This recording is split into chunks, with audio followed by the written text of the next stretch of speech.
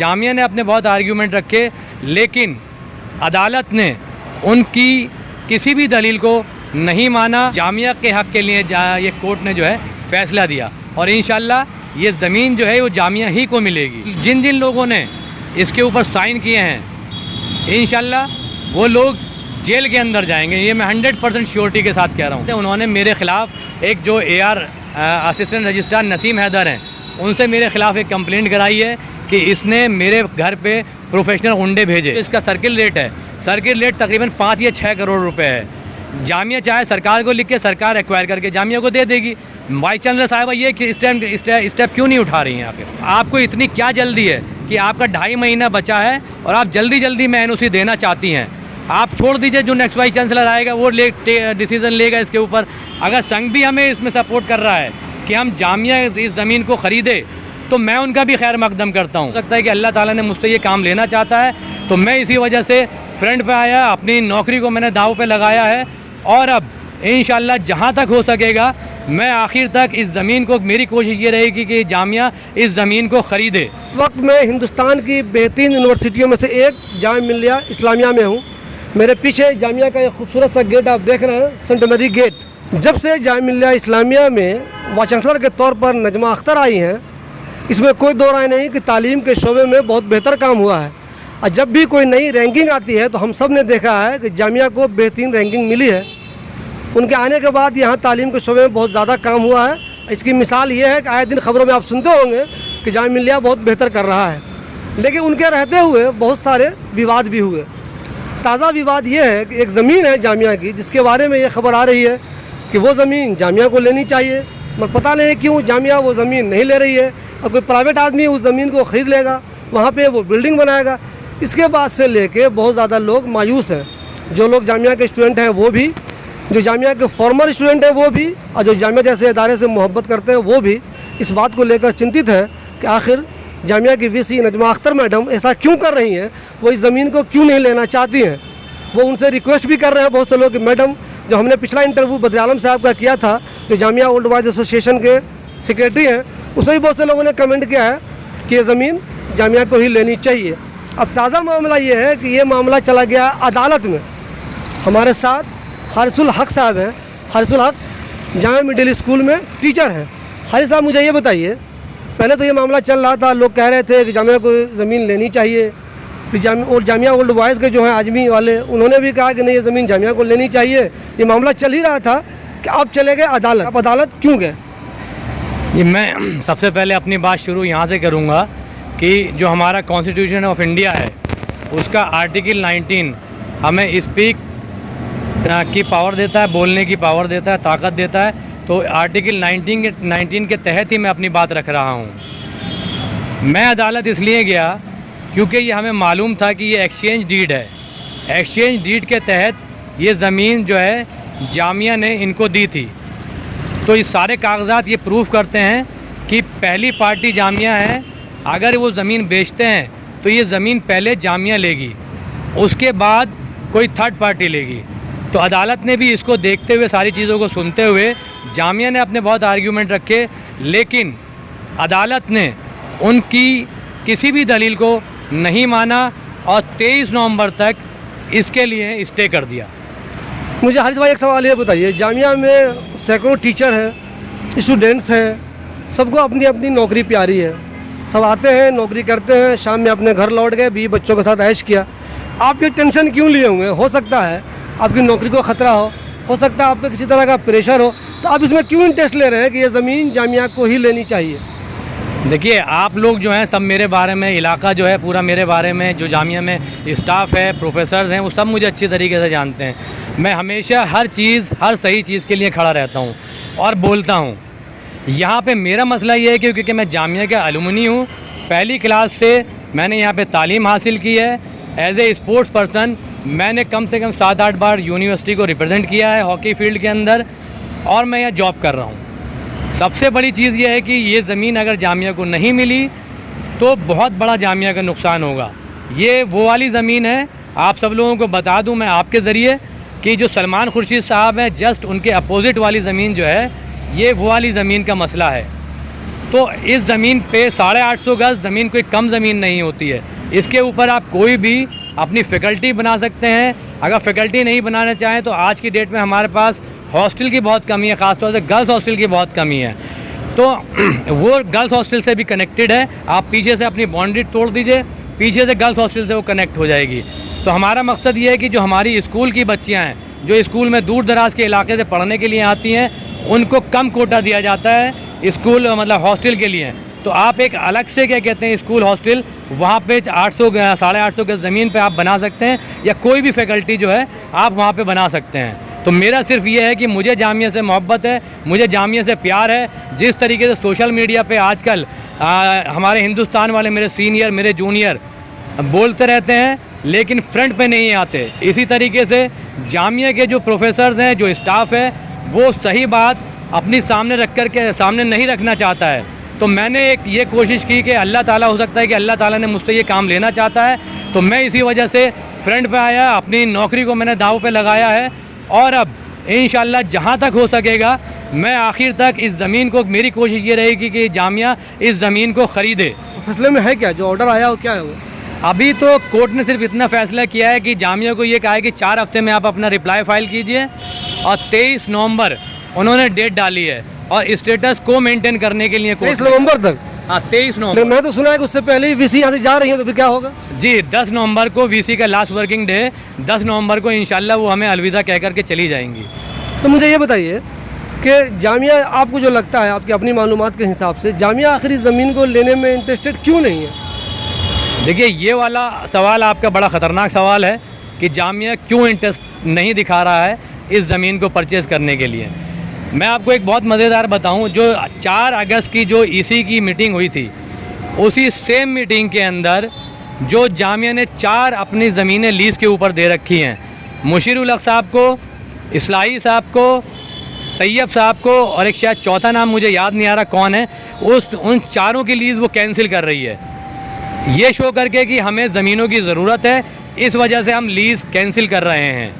और दूसरे same meeting के अंदर आप ये कह रहे हैं कि हमें ज़मीन की ज़रूरत नहीं है, हम एनओसी देना चाह रहे हैं। आप ये बहुत समझदार हैं कि ये ज़मीन जो है, यहाँ पे जितने बिल्डर्स हैं, ये बाहर भी यूएई अरब में भी बैठे हुए हैं, यूएसए में भी हमारे अलुमनाई बैठे हुए हैं, हर पूरी दुनिया के हर कोने में बैठे हुए हैं। वो सब समझते हैं कि इसकी मार्केट वैल्यू क्या है। सिर्फ 17 करोड़ मार्केट वैल्यू नहीं है इसकी, इसके पीछे से जो हमें पता चला है, जो जामिया के अंदर चौराहों पे, गलियों में जो एक बातचीत इस ज़मीन को लेकर के चल रही है, तो सिर्फ 17 करोड़ का मसला नहीं है। 17 करोड़ तो अब उन्होंने शो कर दिया था, तो वाइट का हो गया, लेकिन इसके पीछे जो ज़मीन का कारोबार करते हैं सब लोग अच्छे तरीके से जानते हैं कि ब्लैक कितना होगा इसके पीछे। वो जो जगह है सलमान खुर्शीद साहब को ठीक सामने वाली जी, वो कम से कम 5 लाख रुपए गज़ होनी चाहिए। वो सब जानता है, कॉमन आदमी जो यहाँ जानता है, उससे कम का रेट नहीं होना चाहिए। वो तो वैसे ही कम से कम हो गया 40 करोड़ रुपए की ज़मीन हो गई, फिर ये 17 करोड़ क्यों कहा जा रहा है बीच में? जिनकी ज़मीन है, जो उन्होंने कहा है कि हम में 17 करोड़ की हमारी डील हो गई है, जामिया 17 करोड़ दे दे और हमसे ले ले, या फिर हमें एनओसी दे दे कि हम जो है थर्ड पार्टी को बेच सकें। तो इस वजह से मैं नहीं समझता कि जामिया के पास पैसे की कमी है। अगर जामिया के पास पैसे की कमी है तो क्यों नहीं जामिया ने गवर्नमेंट ऑफ इंडिया को लिखा कि साहब हमारे पास ये चीज़ आई है, ये प्रपोज़ल आया हुआ है, ये ज़मीन बेच रहे हैं, ऑलरेडी हम इसमें से 400 गज़ ज़मीन 2002 में ख़रीद चुके हैं, हमें फिर ये ज़मीन 855 गज़ ज़मीन हमें फिर दोबारा चाहिए, तो हमें इसके लिए पैसा दिया जाए। लेकिन हमारी वाइस चांसलर साहिबा ने गवर्नमेंट ऑफ इंडिया को नहीं लिखा कि हम ये ज़मीन ख़रीदना चाहते हैं, हमें ज़रूरत है और हमें पैसा दिया जाए। डायरेक्ट ईसी के अंदर पुटअप करके, और जो यहाँ के हमारे लोकल मेंबर्स हैं ईसी के, उसमें आपका प्रोफेसर इब्राहिम है, प्रोफेसर इकबाल है, जो कि इलीगल अपॉइंटमेंट है प्रोफेसर इकबाल का, जो 1988 का जो हमारा एक्ट है उसका वायलेशन करते हुए मैडम ने उनको डीन बनाया है। वो डीन नहीं हो सकते। तो हाजी साहब ये कैसे इल्ज़ाम लगा रहे हैं कि वहाँ इलीगल है? कोई सबूत है आपके पास? क्या चीज़ इलीगल है? तो उनका अपॉइंटमेंट जो है वो इलीगल है? बिल्कुल इलीगल है। हमारा जो एक्ट है वो ये कहता है कि ईच फैकल्टी, हर फैकल्टी के अंदर डीन होगा, प्रोफेसर के अमंग्स दी प्रोफेसर, और सीनियर मोस्ट प्रोफेसर जो होगा वो डीन रहेगा बाई रोटेशन। उसमें बाई रोटेशन, तो जो इकबाल साहब हैं ये इससे पहले भी क्या कहते हैं डीन थे, तो अब उनका नंबर कट गया। रोटेशन में जो नेक्स्ट प्रोफेसर होगा, हाँ रिपीटेशन नहीं होना चाहिए, नेक्स्ट रोटेशन में जो नेक्स्ट प्रोफेसर होगा वो क्या कहते होगा। मैडम ने सिर्फ इसी वजह से इनको अपॉइंट करवाया है या मेंबरशिप दी है, अभी वो भी चैलेंज होगी। लेकिन ये दिलचस्प बात इसमें ये है हारिस भाई, आमतौर पे मैडम पे इल्ज़ाम लगाते हैं लोग, मैं नहीं कह रहा हूँ ऐसा है कुछ, मैडम पे लोग इल्ज़ाम लगाते हैं कि मैडम आरएसएस के करीब है, मैडम बीजेपी की हैं, मैडम जो है वो मुस्लिम राष्ट्रीय मंच से भी करीब है। लेकिन इस वाले मामले में तो मैंने देखा है कि जो अखिल भारतीय विद्यार्थी परिषद के लोग हैं वो भी जो जामिया ने फैसला किया है ज़मीन नहीं लेने का उसके ख़िलाफ़ है। वो लोग अखिल भारतीय विद्यार्थी परिषद के जो लोग हैं वो भी खिलाफ है। बिल्कुल बिल्कुल। तो आखिर ये मैडम जब जा रही हैं तो क्यों ऐसा कर रही हैं? ऐसा तो नहीं है कि वो कुछ करप्शन इसमें नहीं शामिल है, मुमकिन हो करप्शन नहीं हो, सुस्ती हो, काहली हो, कोई ऐसी चीज़ हो, या आपको लगता नहीं नहीं करप्शन है इसमें? देखिए, जहाँ तक आपने बताया वो वीडियो मैंने भी देखे, जो अखिल भारतीय विद्यार्थी परिषद जो बीजेपी की स्टूडेंट विंग है, उन्होंने इसके ऊपर बड़ा ज़बरदस्त अपोज किया। वो कह रहे हैं कि हम सिग्नेचर कैंपेन करा रहे हैं, 800 हम करा चुके हैं, अभी और हम कराएंगे, और ज़्यादा से ज़्यादा हम क्या कहते हैं एक मौका ऐसा आएगा कि हम प्रोटेस्ट करेंगे। तो मैं उनका खैर मकदम करता हूँ दिल से, क्योंकि मैं जामिया अलुमनी हूँ, जामिया के अंदर काम कर रहा हूँ। अब मुझे कौन इसके अंदर इसको हम मेरे साथ सॉलिडिटी दे रहा है, कौन हमारे साथ आ रहा है, जुड़ रहा है, मैं हर किसी का खैर मकदम करता हूँ जो भी इस मुहिम के साथ जुड़ेगा। हमारा सिर्फ़ और सिर्फ मकसद ये है कि ये ज़मीन जामिया को मिलनी चाहिए, जामिया इस ज़मीन को ख़रीदे, क्या चाहे वो अखिल भारतीय विद्यार्थी परिषद हो, चाहे वो NSUI हो, चाहे वो CYSS हो, चाहे वो AISF हो, चाहे वो आयसा हो, चाहे वो, मैं यहाँ तक कहना भी चाहूँगा, चाहे वो संघ ही क्यों ना हो, अगर संघ भी हमें इसमें सपोर्ट कर रहा है कि हम जामिया इस ज़मीन को ख़रीदे, तो मैं उनका भी खैर मकदम करता हूँ कि वो जामिया को लेनी चाहिए इस ज़मीन को। मेरा सिर्फ किसी से कोई मतलब नहीं है, जामिया को ये ज़मीन मिलनी चाहिए, सिर्फ मेरा ये मकसद है। अच्छा, एक चीज़ ये बताइए, जो मैंने आदमी वालों का इंटरव्यू किया था बदे आलम साहब का, उन्होंने ये कहा था कि हम लोग अपनी तरफ से पैसा जमा करेंगे, लोगों से मिल के इकट्ठा करेंगे और जामिया को ये ज़मीन देंगे। इस वाले में क्या कहना है आपका इस ताल्लुक से? देखिए, ये तो बहुत अच्छा आदमी वालों ने स्टैंड लिया है कि अगर जामिया ये हमको बताए कि जामिया ज़मीन क्यों नहीं लेना चाहती, रीज़न्स दे उसके, कि यहाँ पर एक चीज़ ये भी है कि हमारे यहाँ पर एक प्लानिंग कमेटी है जामिया के अंदर, आपको ये केस वहाँ पे रेफ़र करना था, फिर उसके जो रीज़न्स होते, जो उनके व्यूज़ होते, फिर अप्रूवल होता, फिर जाकर के सारी चीज़ें होती। लेकिन हमारी शेखुल जामिया साहिबा ने इसको ज़रूरी नहीं समझा, क्योंकि अब वो जाने वाली हैं, 2.5 महीना सिर्फ उनका बचा है। तो अब आदमी वालों ने बहुत अच्छा स्टैंड लिया है। आपको फिर अगर आदमी वालों ने ये आपको ऑफ़र दी कि हम जमा करके देंगे आपको 17 करोड़ रुपए, तो मैडम को ये डील NOC देने के लिए रोक देना चाहिए था कि ठीक है, हम जो है हमारे पुराने अलुमनाई कह रहे हैं, क्योंकि मैडम हर बार अलुमनाई के पास भागती हैं पैसा इकट्ठा करने के लिए। तो अब जाहिर सी बात है, जब अलुमनाई हमारे कह रहे हैं कि हम इसको पैसा इकट्ठा करके देंगे, तो आपको इतनी क्या जल्दी है कि आपका 2.5 महीना बचा है और आप जल्दी जल्दी में NOC देना चाहती हैं। आप छोड़ दीजिए, जो नेक्स्ट वाइस चांसलर आएगा वो डिसीज़न लेगा इसके ऊपर। नहीं है तो आप आदमी वालों से कहें कि आप किस तरीके से हम पैसा जमा करके देंगे, वो बिल्कुल देंगे, उसमें हम भी कंट्रीब्यूट करेंगे। हम इलाके में जाएंगे, जिस तरीके से अलीगढ़ को सर सैयद साहब ने बनाया, भीख मांग करके बनाया, हम लोग भी जाएंगे, इलाके में जाएंगे, लोगों के पास जाएंगे कि भैया जामिया को ज़मीन की ज़रूरत है, पैसा है नहीं, आप पैसे दीजिए, ज़रूर लोग पैसा देंगे। 17 करोड़ कोई बहुत बड़ी अमाउंट है नहीं। और लेकिन इसके साथ साथ एक चीज़ और भी बता दूं, जो इसका सर्किल रेट है, सर्किल रेट तकरीबन 5 या 6 करोड़ रुपए है। जामिया चाहे सरकार को लिख के सरकार एक्वायर करके जामिया को दे देगी। वाइस चांसलर साहबा ये स्टेप क्यों नहीं उठा रही हैं आखिर? मैंने बदे आलम साहब से भी एक सवाल किया था कि ऐसा तो नहीं है कि ज़मीन चूँकि बहुत महंगी है, हर कोई महंगी ज़मीन का पैसे का लालची होता है, तो मैंने उनसे कहा था कि ऐसा तो नहीं है कि आप लोग अपने चक्कर में हैं कि आदमी वाले ले लें, वहाँ पे बिल्डिंग बनाएं, उसमें पैसे कमाएं। उनसे मैंने ये सवाल किया था, ये सवाल मैं आपसे भी कर रहा हूँ। तो ऐसा तो नहीं है कि आप जो है अपने किसी फ़ायदे के लिए काम कर रहे हैं? देखिए, मैं तो एक छोटा सा मास्टर आदमी हूँ, फिज़िकल एजुकेशन टीचर हूँ जामिया मिडिल स्कूल में, सब जानते हैं। तो इसमें आप खुद सोच सकते हैं, सब लोग खुद समझ सकते हैं कि भाई मेरा क्या फ़ायदा है। कभी मैंने आज से आज तक किसी भी इलाके में चाहता तो मैं क्योंकि पैदा यहीं पर हुआ हूँ, मेरी ना जाने कितनी प्रॉपर्टी होती, लेकिन मैं आज से आज तक प्रॉपर्टी के चक्कर में पड़ा ही नहीं हूँ। तो इस चक्कर में इस चीज़ के लिए तो कोई मुझे कह ही नहीं सकता कि साहब आपका कोई फ़ायदा है या मेरा कोई फ़ायदा ही नहीं है। मैं तो सिर्फ जामिया के लिए लड़ रहा हूँ, जामिया के लिए कह रहा हूँ कि जामिया इस ज़मीन को ले, जामिया इस ज़मीन को ख़रीदे। अच्छा, मैंने सुना है कि जब आप स्टे ऑर्डर ले आए तो आपको प्रेशर में लेने के लिए धमकाने की कोशिश हुई, किसी ने शिकायत भी कर दी शायद आपका, ऐसे कुछ है क्या? जी बिल्कुल, आप सही कह रहे हैं। तो आपको पता है कि जाहिर सी बात है कि वाइस चांसलर साहिबा को इतना बड़ा झटका लगा है, हाई कोर्ट ने स्टे दिया है, इसके ऊपर कोई स्टेटस को मेंटेन करने के लिए बोला गया है, तो अब जाहिर सी बात है इसका रिपरकेशन तो आएगा। भाई वाइस चांसलर पावरफुल है, पावरफुल आदमी है, मैं एक छोटा सा मास्टर आदमी, तो जाहिर सी बात है उन्होंने मेरे ख़िलाफ़ एक जो AR assistant registrar Naseem Haider हैं, उनसे मेरे ख़िलाफ़ एक कंप्लेंट कराई है कि इसने मेरे घर पे प्रोफेशनल गुंडे भेजे। अब आप ये बताइए मेरा क्या ताल्लुक़ नसीम हैदर से? भाई नसीम हैदर असिस्टेंट रजिस्ट्रार, मैं छोटा सा स्कूल का मास्टर, वो इस्टेब्लिशमेंट देख रहे हैं, मुझसे क्या मतलब? ये तो जाहिर सी बात है कि मैडम ने फेक कंप्लेंट कराई है। ये भी तो हो सकता है कि जो VC मैडम है नजमा अख्तर, उनको ये सारा गेम पता ही ना हो, कोई और ये गेम कर रहा हो।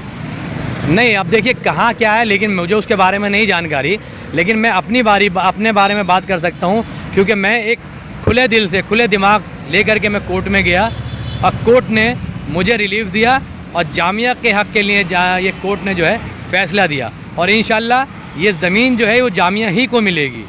मैं ये कोशिश मेरी पूरी ये रहेगी कि ये ज़मीन जामिया को मिले। और एक चीज़ मैं आपके ज़रिए, एक 3 प्रोफेसर हैं, प्रोफेसर इकबाल साहब, प्रोफेसर इब्राहिम साहब, प्रोफेसर मामून नौमानी साहब, जो फैकल्टी डीन है फ़ाइन आर्ट।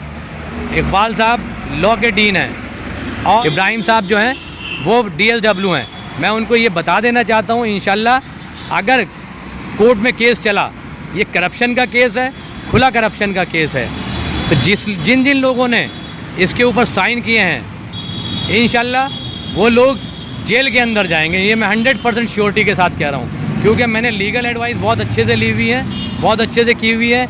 इवन जो Chetan Sharma attorney general of India है, उन्होंने भी क्या कहते हैं ये चीज़ क्लियर कर दी है, क्योंकि यहाँ जामिया से उनसे राय मांगी गई थी, जहाँ उन्होंने मना कर दिया कि भैया आप सारे कागज़ भेजिए तब दूंगा, और मैं आपको नहीं दूंगा, मैं एजुकेशन मिनिस्टर को दूंगा, मैं आपको राय नहीं देने का।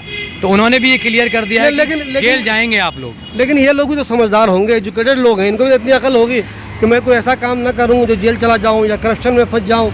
इनको भी तो इतनी समझ होगी ना, आखिर क्यों कर रहे होंगे ये लोग। देखिए मामून साहब जो हैं वो बेचारे बहुत शरीफ आदमी हैं, उन्हें कुछ नहीं मालूम, इब्राहिम साहब को कुछ नहीं मालूम, लेकिन जो लॉ के प्रोफेसर हैं उन्हें सारी चीज़ें मालूम है, वो स्टेट ऑफिसर भी हैं। उन्होंने क्या कहते हैं इस पेपर के अंदर मैनिपुलेशन भी किया हुआ है। वो सारी चीज़ें जब पेपर सामने आएगा, जब कोर्ट मंगाएगी, तो ये सारी चीज़ें सामने आएंगी, और इंशाल्लाह जो इस पर साइन कर रहा है वो जेल जाएगा।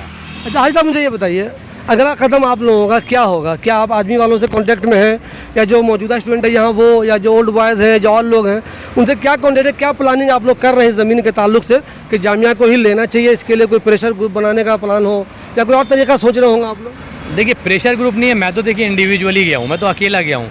हाँ, मुझे सबकी सॉलिडारिटी मिल रही है, मुझे आदमी वालों की भी मिल रही है, दुबई में जो हमारे अलुमनी बैठे हैं उनके भी है, US में, कनाडा में, हर जगह जो बैठे हुए हैं दुनिया भर में, उनकी सॉलिडारिटी, उनके पास बार बार फ़ोन मेरे पास आ रहे हैं। जितने जामिया के प्रोफेसर हैं जो खुल के सामने नहीं आ रहे, वो कहीं ना कहीं बेचारे डरे हुए हैं, लेकिन उनकी भी सॉलिडारिटी मेरे पास आ रही है। स्टूडेंट जहाँ तक ताल्लुक़ है वो भी बार बार मेरे पास आ रहे हैं कि सर आप ये बताइए कि कब हमें इकट्ठा होना है, कब हमें प्रोटेस्ट करना है। मैंने अभी प्रोटेस्ट का मामला नहीं है, जब प्रोटेस्ट का मामला होगा तो इंशाल्लाह आप लोगों को बताया जाएगा, और जामिया के हक़ के लिए, जामिया के बेहतरी के लिए, जामिया के मुस्तकबिल के लिए आप लोगों को आगे आना होगा, और सारे के सारे लोग तैयार हैं जामिया के लिए आगे आने के लिए। हाजी साहब, बिल्कुल आखिरी सवाल मेरा, आप चूँकि जामिया में नौकरी कर रहे हैं, तो क्या आपको डर नहीं लगता कि आप एक टीचर होते हुए आपने कुछ ज़्यादा हाई लेवल के लोगों से पंगा ले लिया? देखिए कहीं ना कहीं तो दिमाग में ये चीज़ थी कि मैं एक छोटा सा मास्टर आदमी हूँ, और वाइस चांसलर जो है बहुत पावरफुल आदमी है, जब चाहे जिस वक्त चाहे मुझे उठा करके वो सस्पेंड कर सकते हैं। तो इन सब की ये सारी चीज़ें मेरे दिमाग में थी, एक फेयर था, लेकिन आप जानते हैं कि हिदायत देने वाला अल्लाह होता है। तो कई बार मैंने इस पर सोचा, अल्लाह से रब्ता कायम किया, तो बहुत ये फ़ैसला निकल के आया कि ठीक है आप जो है आगे बढ़िए, अल्लाह का नाम लीजिए और आप आगे बढ़िए, और जामिया के हक़ के लिए मैं आगे बढ़ा अल्लाह का नाम लेकर के। तो ये थे हारिसुल हक साहब। इससे पहले हमने आपको आजमी के सेक्रेटरी बदर आलम का भी इंटरव्यू दिखाया था, आज हमने हारिसुल हक साहब का इंटरव्यू दिखाया है। आने वाले दिनों में ये देखना बहुत दिलचस्प होगा कि आखिर इस ज़मीन का होता क्या है। कोई प्राइवेट बंदा ये ज़मीन ख़रीद कर अपनी बिल्डिंग बनाता है, या फिर जामिया वो ज़मीन हासिल करने में कामयाब हो जाती है।